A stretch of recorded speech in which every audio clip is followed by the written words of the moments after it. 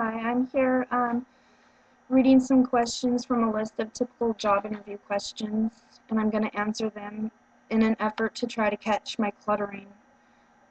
I think maybe this will work better.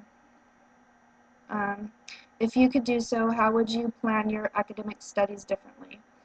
Oh, that's a good one. I would go back in the past because when I was in high school, I was getting good grades, and I had this feeling that I was intelligent, and people told me that I was, so I thought to myself, well, I'm smart, so I don't need to go to college to get a good job, and that was a horrible error. I thought college was unimportant and I didn't need it. Um, I really wish I would have gone. I think it would make my job choices more broad, and maybe the kind of areas I want to work in, I would be able to work in, whereas I can't now because I don't have any degrees.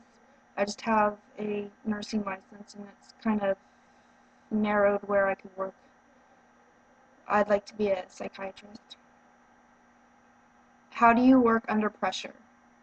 When I'm under pressure, I have basically a lot to do at work, so I'm more productive. Um, it takes me a long time to get burnt out or stressed out to the point where it's bad. Um, so I'd say I work good under pressure. Um, I don't like it, but I seem to do better. When there's no pressure at work, I tend to kind of let things slack off a little bit as far as my productivity, or, that I'm doing everything the way I should and as thoroughly as I should, because there's nothing over me pushing me.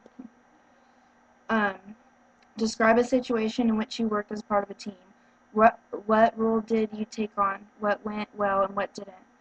Where I work, it's kind of teamwork, but where I work, I'm the only person there with the patient, and teamwork comes into play at staff meetings and with communication. I have to let the other workers that work with the patient know what's going on with him, and I have to figure out what's important to tell them so that their shift can go smoothly or they can work on any issues. And sometimes it's hard because I have a hard time explaining things, but I usually manage to do it okay.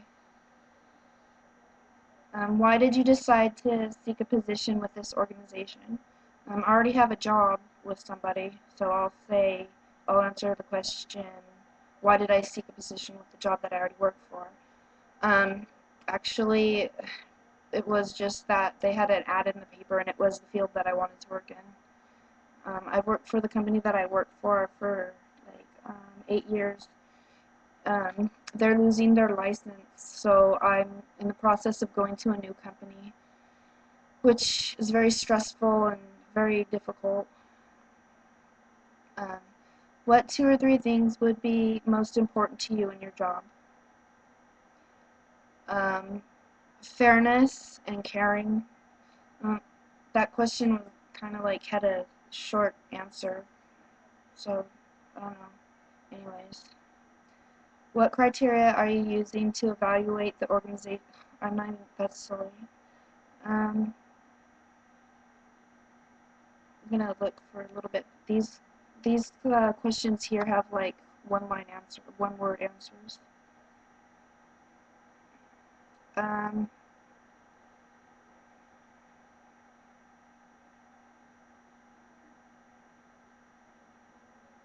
why did you choose the career for which you are preparing? Or for me, why did I choose the career for which I'm working?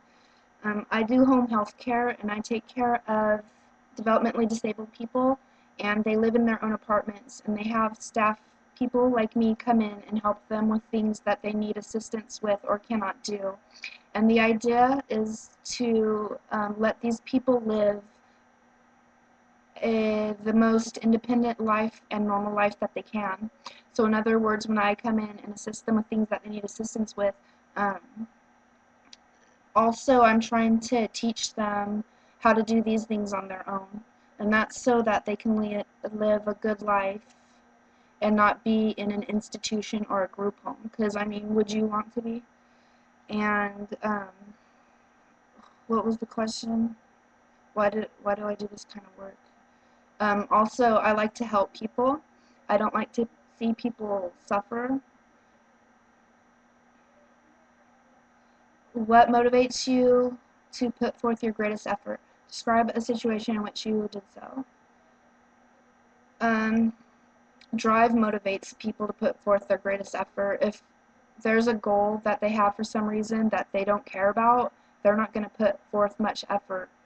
And if it's a goal that was set by somebody else that has, like if their boss told them to do something and they don't want to do it, they'll put forth an effort because they don't want to get in trouble or lose their job. But if it's something that they are passionate about, they'll definitely put in more of an effort. Um, I'm guilty of that really bad. I have to really be passionate about something to put an effort into it. And when I do have a passionate drive towards doing something, usually I'll have a plan ahead of time, and I'll have the main plan, which is the thing that I think will work the best, most efficiently, and easiest. And if that doesn't work, then I'll try the next thing that I think will work, and I will have like plan B, C, D, E, F, etc. Um, I already read a couple of these last questions and answered them because I thought that I was recording myself and the camera was not going. It was stuck on loading. And I don't want to read any questions that I already read because I already thought about them and I already practiced them. So if I do it again, there will be less cluttering.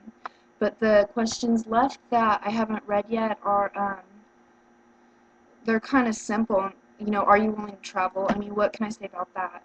I guess I could talk about traveling because I like to travel, and I don't know. I don't want to get off on a tangent.